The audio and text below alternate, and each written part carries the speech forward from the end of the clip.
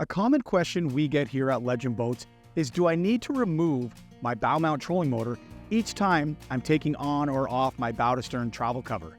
And as of a couple of years ago, with a fantastic running change we did here at Legend Boats, based on some of your popular feedback, the answer is no, you do not. With the evolution of these trolling motors becoming a little bit larger, a little bit heavier, depending on your application, we wanted to make sure that it was easy for you to put that cover on and off each time without taking your trolling motor off the boat.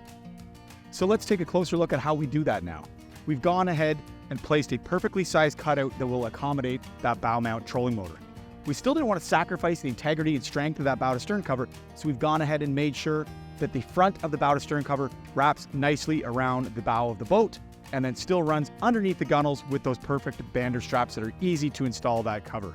I'm going to hop in the boat now and show you how that goes over and on the boat, making it super easy to put on with your trolling motor still in position. To install your travel cover with the trolling motor in position, always begin at the bow of the boat, regardless if the boat's in the water or you're getting ready for it to trailer. Simply take that cutout, wrap it over the trolling motor, starting at the head of the unit, and secure the bow to stern cover at the nose of the boat. From there, snapping up your snaps along the way. Your Legend bow to stern covers are going to come standard with two adjustable support poles. These poles, adjustable to keep your cover a little more taut, make sure water's not gathering or pooling in that cover, are going to be placed in the bow and the stern of the boat. Find your two vent caps installed into the bow to stern cover.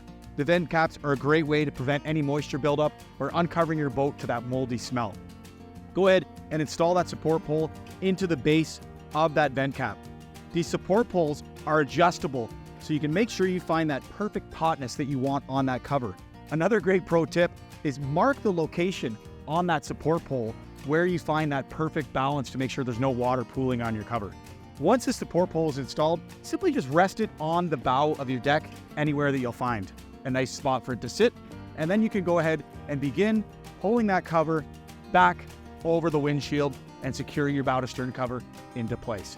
You'll find the exact same process to be followed at the back and the center of your boat when you locate that second vent cap. From there, we're just going to simply start to walk the full travel cover back to the stern of the boat and finally fastening it with those bander straps that run underneath each of the gunnels.